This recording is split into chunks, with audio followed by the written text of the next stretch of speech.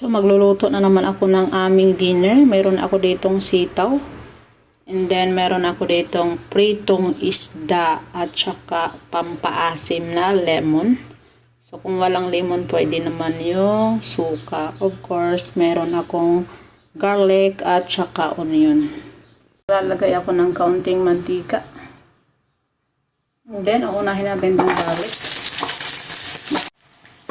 So, pag medyo brown na siya, i-add na natin ang ating sibuyas.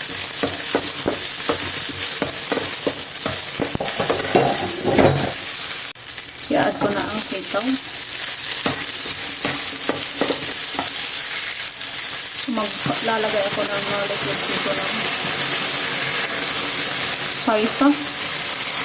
Maglalagay ako ng paminta.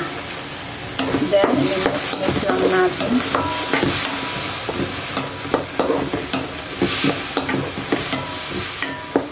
Mag-add ako ng water.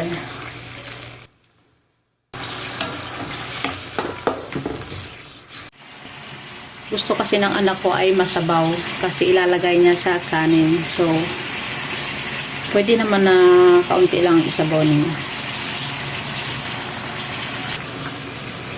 So, i-add na natin tong isda para lumasa yung isda dito sa ating sauce. Tatlo lang kasi tatlo lang kami. So, para may bukas pa. Char. Ayan. Budget friendly lang tong ating content, guys. So, ilulubog natin dyan. Para lumasa yung isda dito sa ating sauce. So, i-add ko na tong lemon. So, mag-add ako ng sugar. So, ayan na guys. Ready na yung aking adobong sitaw with lumahan. Oh, napaka-simple. Pero napakasarap.